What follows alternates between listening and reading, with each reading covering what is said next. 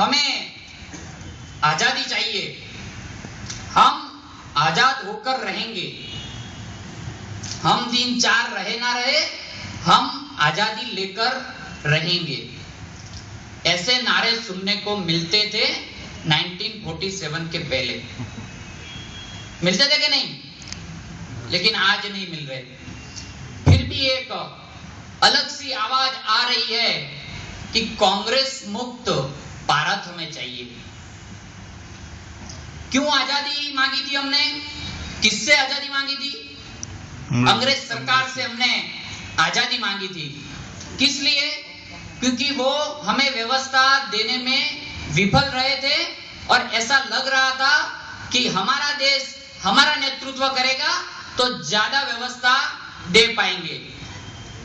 और हमने आजादी लेकर पूरे देश ने विश्वास के साथ कांग्रेस सरकार को भारत की डोर सौंपी थी। 66 साल हो गए, लेकिन हमें आजादी अभी तक ऐसा लग रहा है कि नहीं मिली। ऐसा लग रहा है कि दिन प्रतिदिन हम आर्थिक गुलामी में फंसे जा रहे हैं। कैसे फंसे जा रहे हैं? ये वही टीम है जो लोगों के घर तक जाएंगे, बूथ तक जाएंगे, शक्ति केंद्र तक जाएंगे, लेकिन सिर्फ बूथ तक नहीं जाना है, लोगों के दिमाग तक जाना है हमें। कैसे? क्या बताएंगे उनको कि आजाद तो हो गया है। जब 100 करोड़ लोगों की उपेक्षा होती है, इसलिए हमें आजादी चाहिए। 100 करोड़ देश का समाज जब आतंकवादी कह के अपमानित किया जाता है, इसलिए हमें आजादी चाहिए। जब करोड़ों लोगों की चाह को दबा दिया जाता है, इसलिए हमें आजादी चाहिए। कौन दिलाएगा? ये बात लेकर आपको घर घर में लोगों के दिमाग तक पहुंचना है। मित्रों, इस देश के अंदर तुष्टीकरण की राजनीति पिछले 50-60 साल पहले हो चुकी है। धर्म के नाम पर सबको बांटा जाता है। हमारे संतों ने कहा कि मुसलमान भाइयों को यह स्मरण करना होगा कि हमारे पुरखे और उनके पुरखे एक थे। और सबसे बड़ी तो बात यह है कि हिंदू हो चाहे मुसलमान, इस देश से तुम्हें प्यार नहीं तो इस देश में रहने का कोई अधिकार नहीं। कोई मजहब, कोई बात, लेकिन मेरी मातृभूमि है।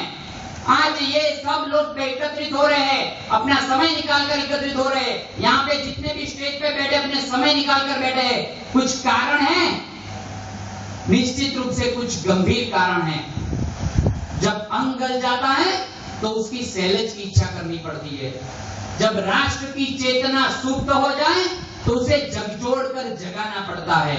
जब चक्रवर्ती सम्राट अपने राजभवनों में विलासिता की दुनिया में खो जाते हैं, तब विश्वामित्र बनकर राम और लखन की जवानी मांगनी पड़ती है। इस भारत के लिए, अखंड भारत के लिए सावरकरों ने समुद्र के उतार तरंगों पर पोरस की एवियत लिखी थी। अंडमान की काली कोटड़ी में पत्थर की पीतियों पर हृदय के शौर्य से कहानियां लिखी गई थी। किस भारत के लिए? इस भारत के लिए कि जहां हमारा संस्कृति, व्यवहार, हमारा आंगन, प्रांगण, धरा, गगन सब कुछ प्रदूषित किया गया। पिछले 10 सालों के अंदर इतना प्रदूषित किया गया, भौतिकवाद की ऐसी आंधी चली कि सारा देश वासनाओं के रंग में रंग गया। देश की जवानी शराब की बोतलों में शांति की तलाश करने लगी। आसमान को छूने वाली अट्टालिकाएं, हमको लगा कि शांति वहीं है, और हम बढ़ चले अपनी अध्यात्म बयान को छोड़कर वासनाओं की आंधियों के बावरों के थपेड़े खाते हुए, अपनी पहचान को खोते हुए, आत्महीनता के शिकार, अपने ऊपर ही शर्मिंदा होने लगे, अपने ऊपर ही हमें लज्जा आने लगी। ये भारत है जिसने हमेशा प्रमोदिता, करुणा और कृतज्ञता के गीत गाए। मित्रों, ऐसी कल्पना हमने नहीं की। हमारे कई बलिदान वीरों ने बलिदान दिया है, इस भारत के लिए नहीं दिया।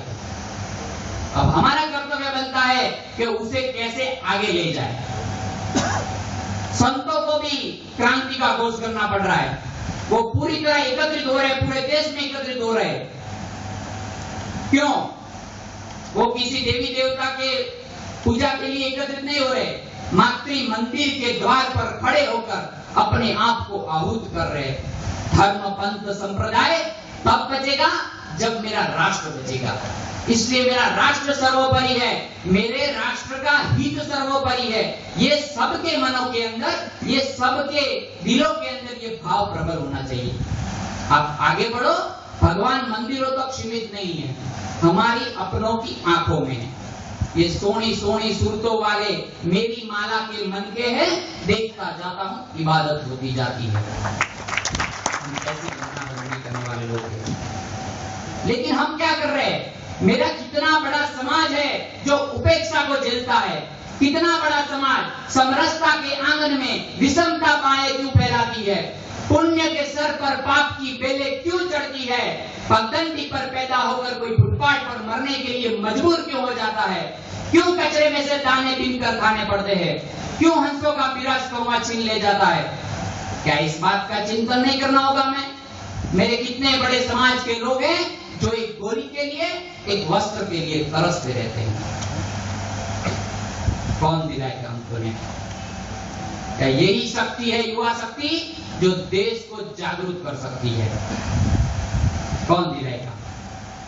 हमें दिलाना है, हमें लोगों के दिमाग तक पहुंचना पड़ेगा, लोगों को बताना पड़ेगा कि एक ऐसी परिस्थिति है जिसमें आपको आगे आना पड़ेगा।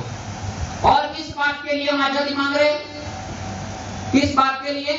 कि करोड़ों लोगों की चाह को दबा दिया जाता है। क्या है चाह करोड़ों लोगों की?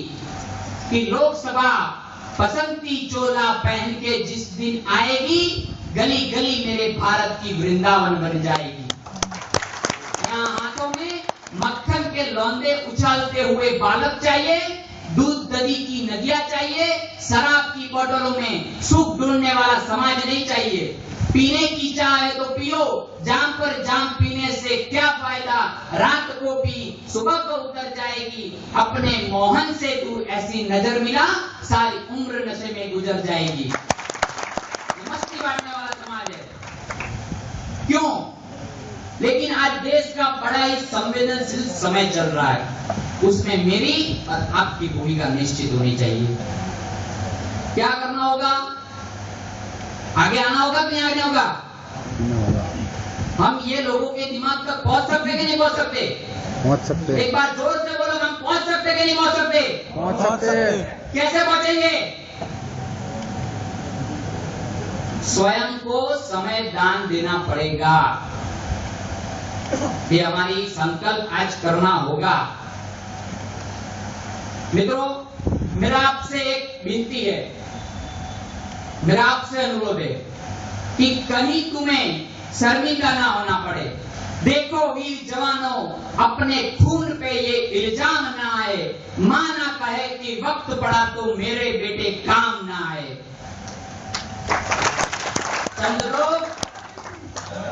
चंद लोग हमारी सम व्यवस्था, संप्रभुता, भाईचारा, लोकतंत्र सबका मजाक उड़ा दे, ये अच्छा नहीं लगता।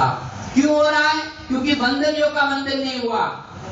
जिस संतों ने पूरे विश्व के अंदर भावधारा को प्रबल किया, उनकी वहां की छोटी मोटी घटनाओं को लेकर, साध्वी प्रज्ञा के विषय को लेकर पूरे समय देश में हिंदू तालिबान, हिंदू आतंकवाद जैसा अनर्गल प्रचार किया गया। वे तो वैसा ही हुआ कि उन्होंने हमारी शांत अवस्था, करुणा को हमारी कायरता समझ ली। लेकिन अब समय आया है अपने आप का, अपने स्वरूप का दर्शन कराने का समय आया। इस देश में वातावरण बनाओ देशवासियों कि वंदनियों का वंदन होना चाहिए और दंडनियों को दंड मिलना चाहिए। अगर अफजल गुरु को पहले ही फांसी पे चढ़ा दिया होता तो मुंबई में आतंकवादी की घटना ये आतंकवादियों में कभी ना बढ़ती। कातिलों की मुक्ति का विधान हो गया यहाँ, आज देशद्रोही भी महान हो गया यहाँ। इकरीवाल ने देशभक्ति को डरा दिया, कातिलों की टोलियों को रहनुमा बना दिया। कल लिए खड़ा था बम बना की टोलिया, जो उजाड़ता रहा मेहंदी मांग रो लिया, जो सदा वतन की लाज को उखाड़ता रहा, मां भारती का मानचित्र फाड़ता रहा, जो नकारता रहा है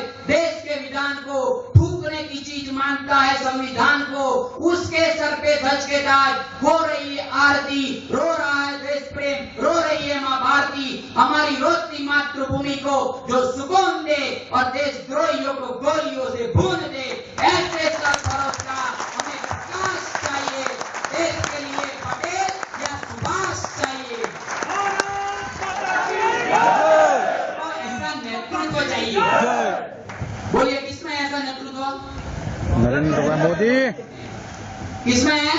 नरेंद्र भाई मोदी। तो एक बार नरेंद्र भाई तुम आगे बढ़ो, हम तुम्हारे साथ हैं, नरेंद्र भाई तुम आगे बढ़ो। हम तुम्हारे साथ हैं। इसके साथ साथ हमें एक संकल्प करना होगा। करोगे? कोई मैं बोलूं करोगे? दो हाथ मुट्ठी बांध के, दो हाथ खड़ा कीजिए, कमर सीधी कीजिए और अपने आवाज से अंतरिक्ष को बुझा दीजिए। अगर इस संकल्प के बीच में कोई दुविधा होगी, कोई विकल्प होगा, तो साधन सिद्धि कभी हो नहीं सकती। तो मेरे साथ दोहराइए, जन्म जहां पर हमने पाया, हमने पाया, अन्न जहां का हमने खाया, अन्न जहां का हमने खाया, वो है प्यारा देश हमारा, वो है प्यारा देश हमारा। इसकी रक्षा हम करेंगे, इसकी रक्षा हम करेंगे। तेरा वैभव अमर रहे माँ, तेरा वैभव अमर रहे माँ, हम दिन चार रहे न रहे, हम तीन चार रहे न रहे। तेरा वैभव अमर रहे माँ, अमर रहे माँ, अमर रहे माँ। तेरा वैभव अमर रहे माँ, अमर रहे माँ, अमर रहे माँ। हमें तय करना है कि तक्षकों का वंश यहाँ पलने न पाए, दानवों का वंश यहाँ बढ़ने न पाए, नीति सत्ता की विधर्मी होने न पाए, देश में मारीच माया चलने न पाए।